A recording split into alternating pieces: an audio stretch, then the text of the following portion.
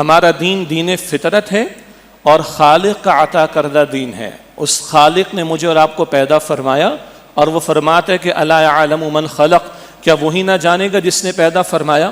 تو جس رب نے مجھے اور آپ کو پیدا فرمایا اس نے مجھ میں آپ میں کچھ جذبات رکھے ہیں.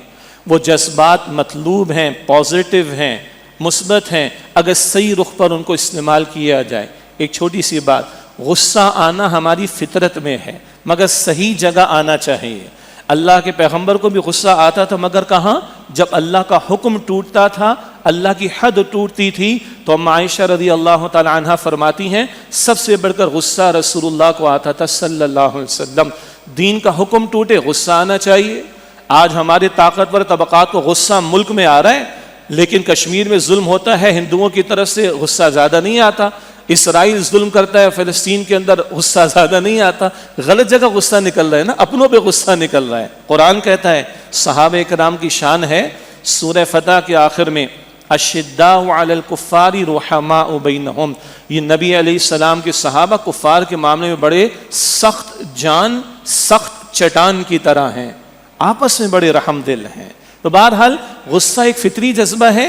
ہمارے یہاں گھروں میں آ جاتا ہے، نمک مرچ اوپر نیچے ہو گیا، کھانا ذرا لیٹ ہو گیا، میرے اصول کے خلاف بات ہو گئی، ہم بھڑک جاتے ہیں.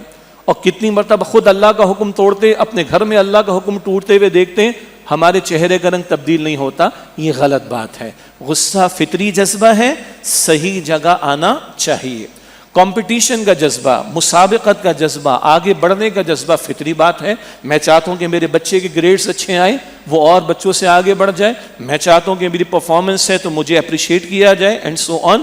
یہ پازیٹیو ہے، لیکن دین بتاتا ہے کہاں مسابقت کر رہے ہو. الہاکم التکاثر حتی زرتم المقابر. یہ کثرت کی خواہش نے تمہیں غفلت میں ڈال دیا، غافل کر ڈالا. مال کی محبت میں، دنیا کی محبت میں، کرسی کی محبت میں، دنیا کے مفادات کی محبت میں خوب آگے بڑھے. حتی زرتم المقابر، یہاں تک کہ تم قبروں کو جا پہنچے.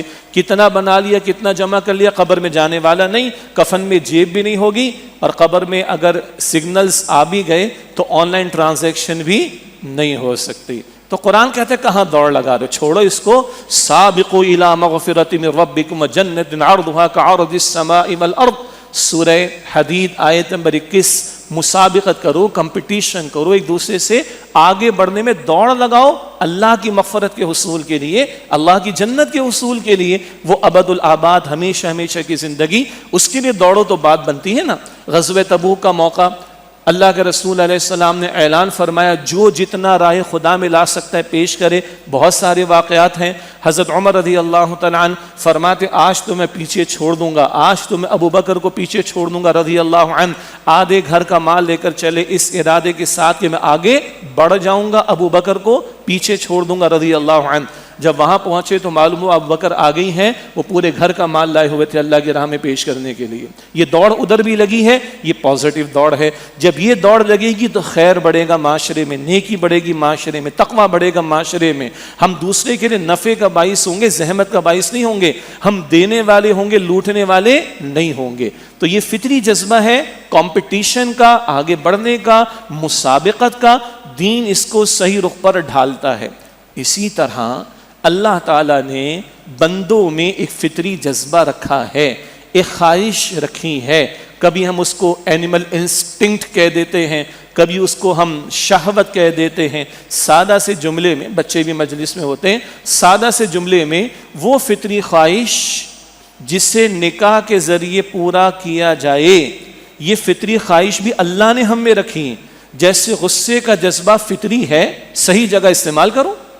جیسے مسابقت کا جذبہ، کمپٹیشن کا جذبہ، آگے بڑھنے کا جذبہ مثبت ہے، پازیٹیو ہے، صحیح جگہ مسابقت کرو.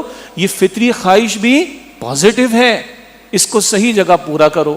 اس فطری خواہش کو پورا کرنے کا حلال راستہ اللہ نے نکاح کا بندھن عطا فرمایا. یہ بھی ذہن میں رکھیں، ہمیشہ یعنی زندگی کے ہر مرحلے پر نکاح کی جو ضرورت ہے وہ فقط اس فطری خواہش کی تکمیل ہی کے لیے نہیں ہوا کرتی.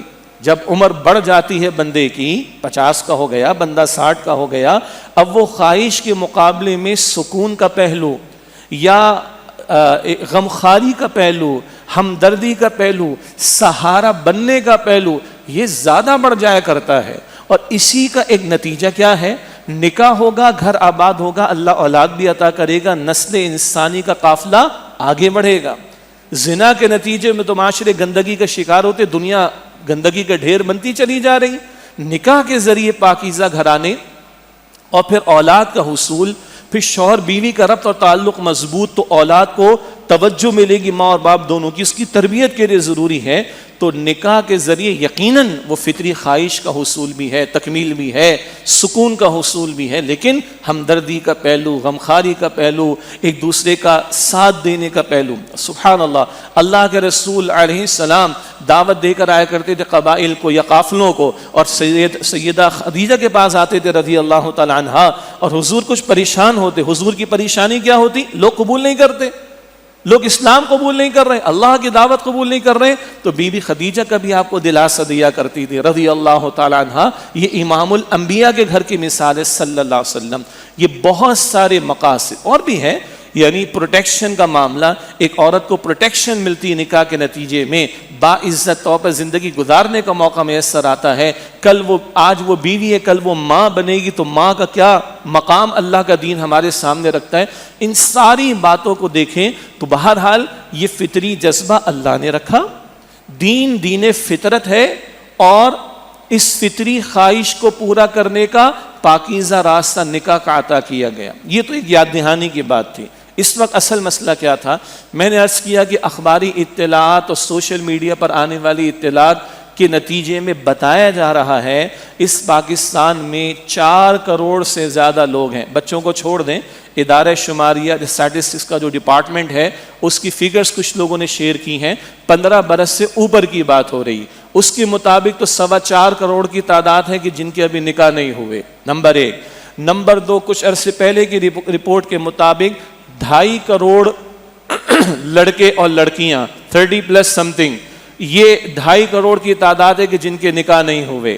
اور 1 کروڑ ان میں سے وہ لڑکیاں یا خواتین اب کہہ لیجئے کہ جن کی عمر 35 برس سے اوپر کی ہو گئی ہے اور ان کے نکاح نہیں ہوئے. ہم سب کو پتا ہے شتر مرغ کی طرح ریت میں منہ رکھنے کا فائدہ نہیں. ہم سب کو پتا ہے کہ بے نکاح زندگی غیر فطری زندگی.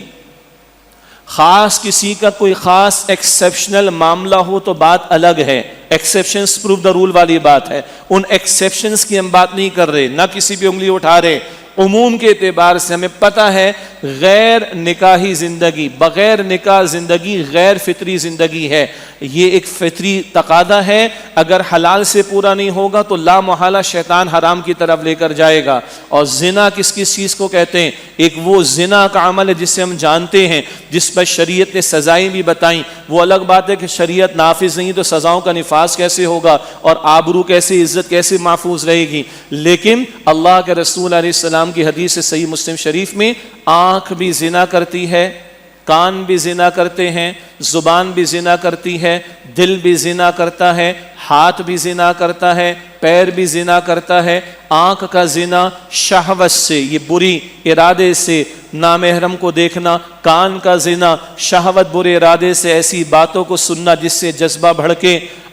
زبان کا زنا ایسی گفتگو کرنا، اور یہ گفتگو آج فقط اس زبان کے لوتھڑے سے نہیں ہوتی، یہ اسمارٹ فون کے ٹیکسٹ اور آڈیو میسیجز سے بھی اور ویڈیو کال سے بھی ہوتی.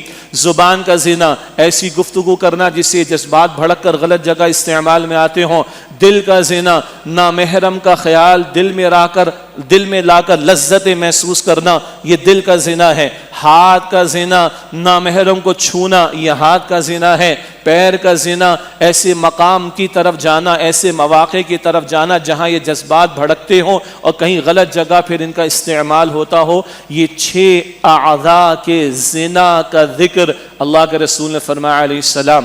یہ جو 1 کروڑ کی تعداد لڑکیوں کی بتائی گئی 35 برس سے اوپر کی، اس میں کافی لوگوں کے کامنٹس بھی آئے ہیں، بھئی کیوں نکاح نہیں کرتی جناب، ہمیں چاند سا ایک مرد چاہیے، کیوں نکاح نہیں کرتی، ذرا ہم اپنا کیریئر کو سیٹ کر لیں تاکہ انڈیپینڈنٹ ہو جائے. انڈیپینڈنٹ ہونے کے بعد دماغ خراب ہے کسی عورت نے نکاح کرنا ہے. پھر بڑے دور کے سہانے خواب ہیں جناب، 5 کروڑ کا تو فلیٹ ہونا چاہیے، بنگلے تو 10-15 کروڑ کے ہو گئے یا اس سے اوپر کے ہو گئے ہیں.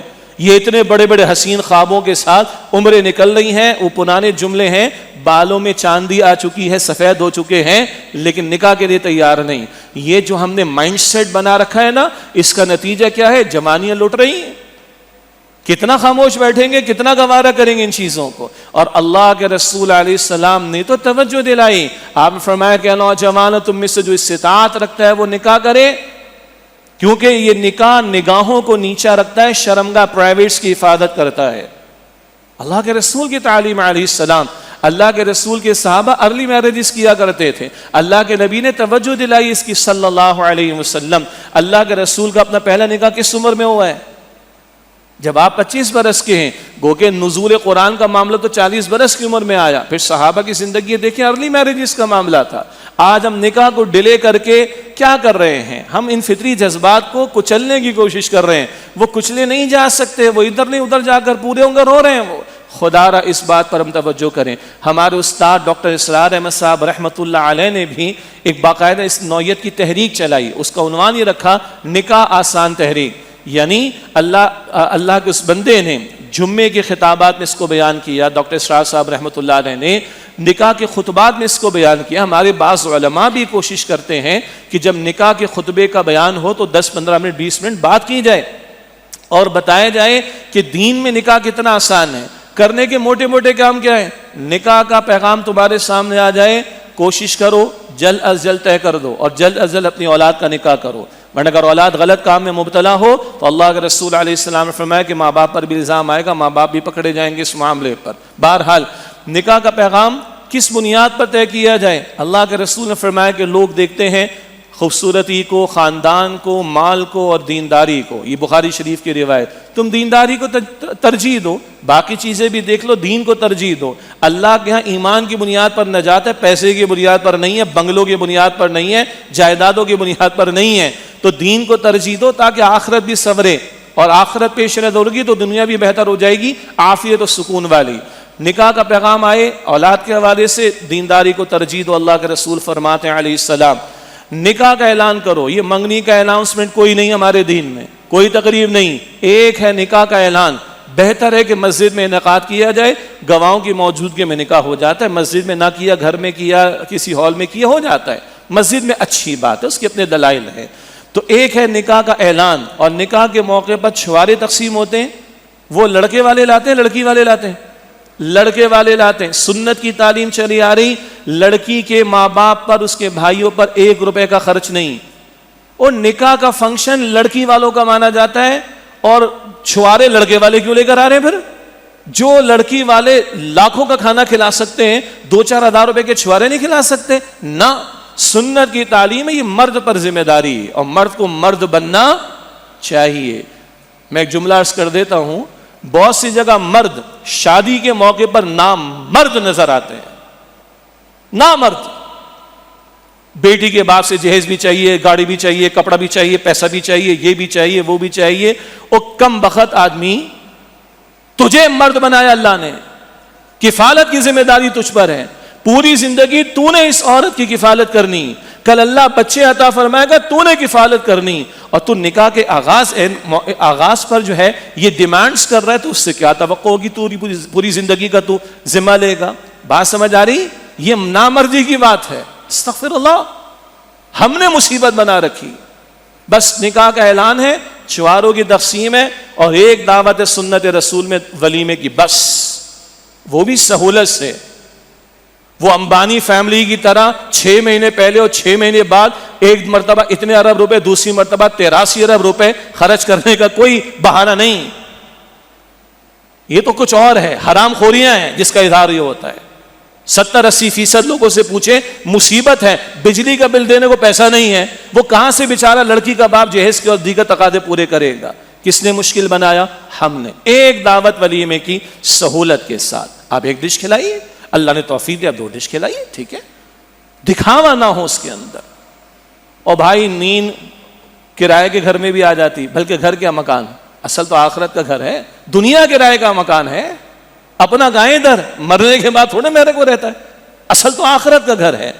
تو فلیٹ میں بھی نیند آ جاتی ہے, چھوٹے فلیٹ میں بھی نیند آ جاتی ہے, اور ذرا دائیں بائیں دیکھ لیا کیجئے جو بیچارے جھوپڑیوں میں رہتے ہیں ان کو بھی نیند آ جاتی ہے. یہ لمبے چوڑے خرچوں کے جو ہم نے بہانے بنا رکھے ہیں اور بڑے حسین خواب, اس سے نتیجہ کیا نکلا؟ نکاح مشکل ہوا اور آج تعداد کیا پہنچی ہوئی ہے. ذرا اس فگر کو آپ لوگ بھی جا کے چیک کر لیجئے. بہرحال وہ کتابچہ بڑا قیمتی استاد محترم ڈاکٹر اسرار صاحب رحمۃ اللہ علیہ کا نکاح ایک آسان تحریک کے تعلق سے, اس میں تفصیلات آپ کو ملیں گی, بیانات ملیں گے. خدا را ہم کوشش کریں اللہ ہمیں توفیق دے کہ نکاح کے عمل کو ہم آسان کریں.